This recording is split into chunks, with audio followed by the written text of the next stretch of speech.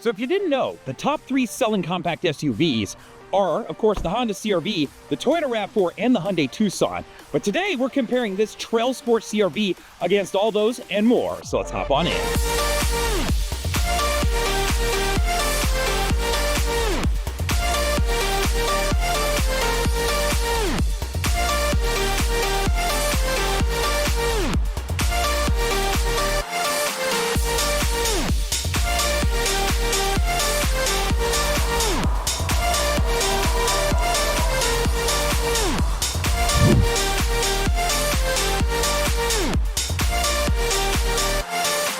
All right, guys, so where else to start but what's underneath the hood? So let me pull you on in here.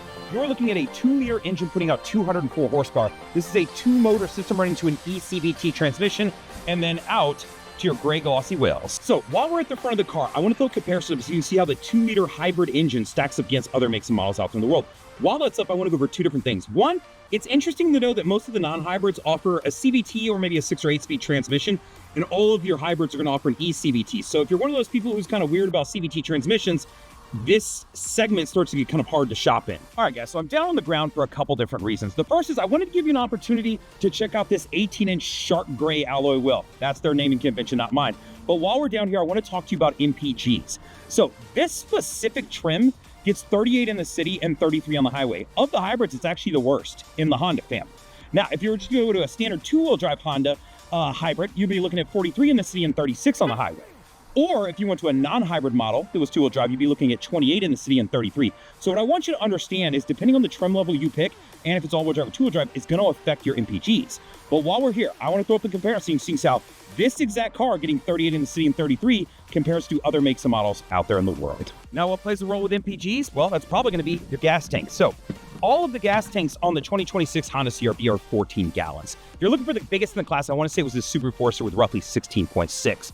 So keep in mind that depending on what your MPGs look like, might affect what size gas tank you will want or need. All right, guys, so let's talk about front row leg space. In the front of this car, you've got 41.3 inches of leg space. It's actually quite a bit and really useful. Let me hop in and show you. I'm 6 foot, 250 pounds roughly, and I've got almost a foot of extra space here as far as my knees go. While we're here, though, I want to throw up a comparison so you can see how does the 41.3 inches in this vehicle stack up against other makes and models out there. I want to say the Subaru Forester sneaks this one out with roughly, I think it was 43.3 inches of leg space. Now, let's talk about rear leg space. So in the rear of this car, you've got 41 inches of leg space. Now, what does that mean? Once again, I have this pushed all the way back as if I was driving, right? So 6 foot, 250 pound man, I can still fit in the back of this thing comfortably. So I want to throw a comparison up so you can see how does the 41 inches in the back of this car stack up against other makes and models out in the world. I want to say that Tucson snuck this one out with 41.3 inches of leg space. Now, since this is a TrailSport, of course, I want to point out the materials and point out that you've got like the black and grays with the orange stitching and the TrailSport. You've got leather here, and then a black and orange. And then as you come across the steering wheel, you've got the black and orange additionally. Now, while we're back here, I'll just point out a couple things. One, you do have the flip down armrest. You do have a 60-40 split here. You do have 2 USB-Cs in the back, and you do have air vents in the back.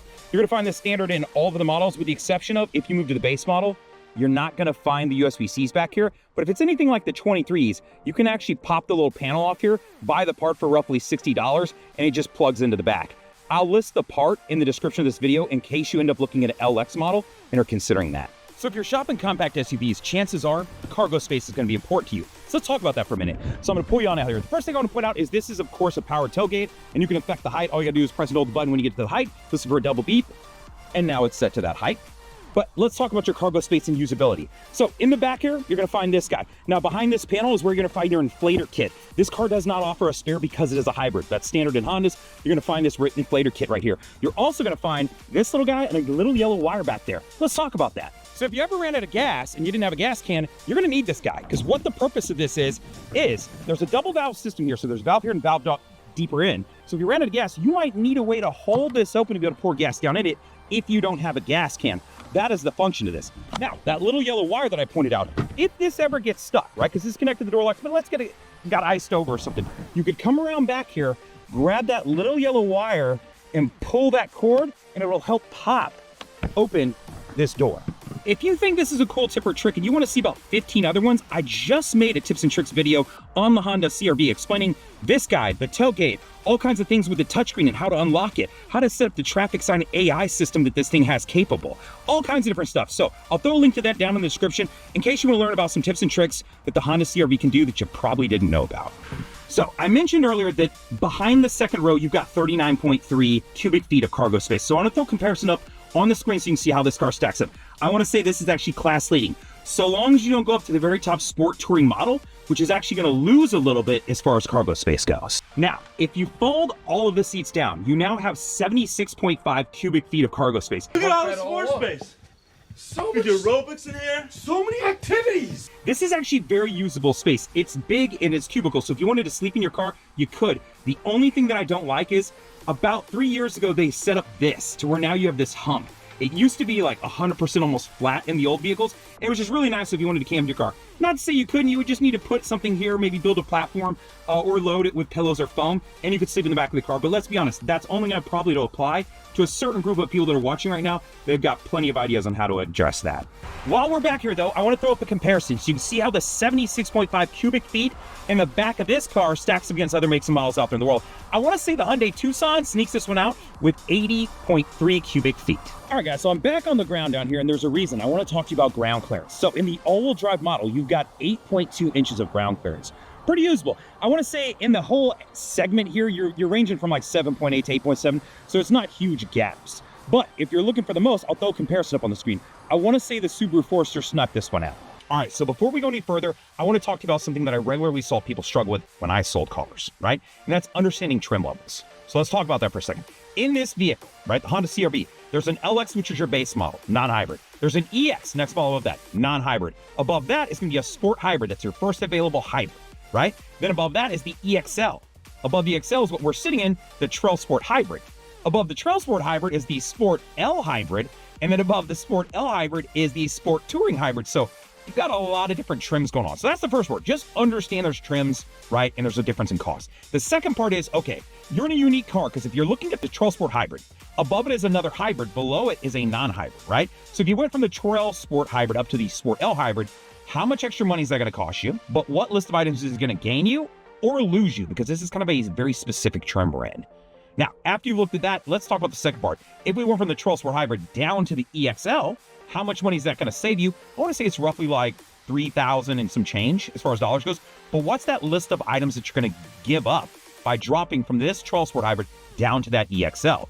Of course, you're going to lose out on the hybrid gas mileage. We understand that. But what else am I going to give up? So I just want you to understand, if I'm in this vehicle thinking about going up or dropping down, where am I going to land? Now, I'm at the back of the car, and that's because I want to talk to you about towing. Maybe that matters to you, maybe it doesn't. So in your hybrid models for Honda CR-Vs, you're looking at roughly 1,000 pounds of towing. If you go to the non-hybrid versions, you're looking at about 1,500 pounds of towing.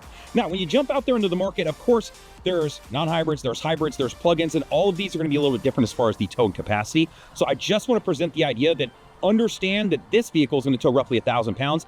Its sister, the non-hybrid version, is going to tow roughly 1,500 pounds. So before we dive into the touchscreen, there's a couple things that I want to talk to you about that are brand new for the 26 model. The first is that all trims now come with a 9-inch touchscreen. So it's not like you're going to get a 7-inch touchscreen or a 9-inch depending on the trim level. Everybody gets a 9-inch touchscreen. Everybody also gets wireless CarPlay. So you don't have to worry about plugging anymore. That is awesome because previous to this, having to plug in some of them and not in others, is just kind of nonsense. The third part that they've added is all trims come with a wireless phone charger. So you're able to throw your phone. I've got a MagSafe case on mine. It'll still charge it. I can use Android Auto or Apple CarPlay and then enjoy my music on the larger 9-inch screen. So pretty sweet as far as the 26 goes. Now, one thing that they have done that I'm not the hugest fan of is they've really dumbed down the unit itself. They're really counting on you to use Apple CarPlay or Android Auto, which, let's be honest, most of us are going to. However, when you leave the Android Auto or Apple CarPlay screen, this is what you're looking at. It's just like a gray and black gradient screen with like 4 different options on it. So they are really not putting much into this. And if you want to get to like your vehicle settings, like your door lock settings, your window settings, turning remote start on and off, lockout prevention, all those things that I mentioned that are in my tips and tricks video, they're not done from the screen. You've got to do them over here in the instrument cluster. When you get into the higher trims, you don't have to come in here to get to your vehicle settings and then play through this screen and kind of work through it, which you can do, and it's digital. It's not that bad, but why not just make it to where you can do all of those things on the touch screen? So that's one of my biggest complaints, is they're forcing you to use this screen. Related to the screen, I'll just point out that it is a 10.2-inch cluster. It's 100% digital, so I can control my audio settings over on the left side, and then my right side allows me to get to like vehicle settings, turning on my stability modes, brightness, my normal things, right? If I want to access any of the safety features in the car, right? That Honda Sensing Suite, the road departure mitigation. If you're not familiar with that, let's talk about these for a second. So road departure mitigation is set up to where if you start to drip off the shoulder of a road, the car can give you an audible alert and actually vibrate the wheel to say, hey, wake up, pay attention. You can turn this feature on and off, and you can affect the settings of it. The next one down is going to be blind spot information system. At this point, I think we all know what blind spot information system is. Over here on the mirror, there's usually an icon that'll light up if somebody's in your blind spot, and it'll give you an audible alert if you start to get over, so that you'll know, hey, don't get over, there's somebody over there. Now, the third one down is your collision mitigation braking system. This uses that radar and the camera up above your rearview mirror to detect cars in front of you. So if it's looking like you're going to rear end one because they've slowed down, it can audibly give you alert, flash in the dash, and then actually apply the brakes to help you prevent the accident. Related to these safety features, there are two more features I want to show you, and they're right here on the touchscreen.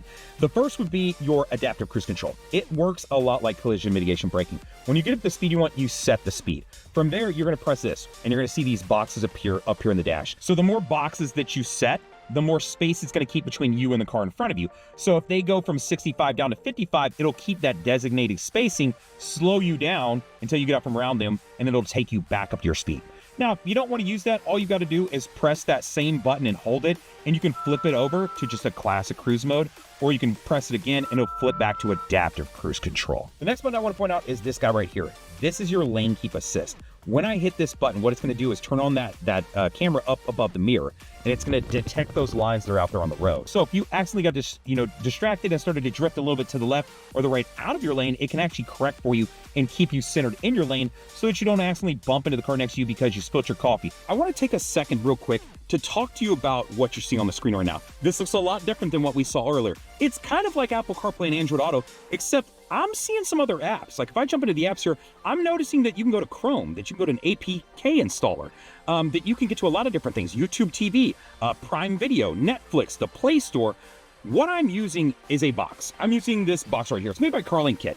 It's the CPC 200T box. Now, I like these things. They're super cool. So if you're trying to figure out a way to unlock a little bit more of your head unit, that's what these do. Because what it essentially does is turn your phone into a tablet, right? So I'm able to pull up things like Netflix and be able to stream a show or a movie. So if I'm taking a long trip, how nice would it be to be able to play this and we could just take it down the road and I could listen to it, my kids could watch it, my wife could watch it, whoever. Now, how does that work? Let me explain that real quick. What you do is you plug the box in like you would normally for Apple CarPlay and Android Auto if it was wired, right? So you plug it into USB. What? Bro, what are you talking about, man? You then got to provide the box itself with data. So what I do is I use my phone as a hotspot, right? And just provide it data. No big deal. From there, it then allows me to download any app that I want. So if I want to download Netflix, Kodi, Prime Video, Disney Plus, ESPN, whatever the case may be, if I want to be able to watch a game, enjoy a comedy special, or I'm just taking a long road trip and I want my kids to be able to watch some shows, this becomes something I really, really like. Now, the second part to this I really like are for apps like Spotify. Now, you can get Spotify and Apple CarPlay and Android Auto, but what I like about this is if I come into like a certain artist, right? So we'll go to Mally here, for example. It gives me the full version. First off, I could search it and I could type in the search whether I'm driving or not. That's just helpful because I drive with the windows down a lot or I have no doors on my Jeep. You can't hear the voice command, so it messes up. It's really nice to be able to just type in what you want. Now, the second part to that is it gives you the full version of the app as if I open it up on my laptop or my phone where I can see songs that I like, popular songs, their discography, artist picks, all this different info, right? When you get into Apple CarPlay and Android Auto, it gives you like a limited version of the app. And I hate that. Just let me use the full app. Let me take advantage of it. That's what this box does. So it's super cool in that sense that it will give you the full version of apps that you maybe already have through Apple CarPlay and Android Auto, but it'll also let you get those apps that you can't get because they've blocked it to prevent you to be able to enjoy these apps. So super cool, just something to take advantage of. If you're interested, I'll throw a link down in the description. I'm an affiliate. I've been reviewing their boxes forever. I've probably reviewed 5 or 6 of them at this point. They're just cool, and these guys are actually pretty affordable. So I'll throw some up on the screen so you can get a feel for where this box is on the internet. And then, of course, I'll show you my coupon code so that you can save a couple bucks if it's something you're interested in. So take advantage if you want, and if not, don't worry about it. So should you buy a CR-V, and should you buy specifically the TrailSport version? I think that's a decision ultimately for you. I think this is a great car. It's the reason that it's in the top 3 as far as compact SUV sales. The RAV4 is number 1, CR-V is number 2, and the Hyundai Tucson is number 3. And as we went through the video, I think you saw a lot of the different comparisons to understand why it's such a tight race, right? When you're looking at these comparisons, it's not big gaps on almost any of the sections. So feel free to take what you want from that. Now, I want to ask you for a couple favors. 1, I hope you'll press the like button because you like the way I present the content. 2, I hope you'll leave a comment. It could be just saying, hey, good job, or hey, I wish you would show this section or go over 0 to 60 times, or whatever the case may be. Leave a comment. Let me know. I'd be more than happy to add it. Things have ended up in my videos because of just that. 3, I hope you subscribe to the channel so when I produce content like this, you'll receive it so that you can learn about things like the CPC 200T box from Carlin Kit. Or when I make tips and tricks video, which I just did, I'll throw it up at the end of this video so that you can get that content. So hope you'll subscribe to the channel. And then 4, share the video, man. If you got some friends that are shopping for a Honda CR-V, or maybe they already own one, this is kind of a cool way to learn about it, or what's new in 25 to 26, right? Or if maybe you're going, hey, I don't know if I want one yet, but I want to know some cool things you can do, well, then check out the tips and tricks video. I'll actually show you some really cool features that even most owners don't know about. So like, comment, subscribe, all the things. Later, guys!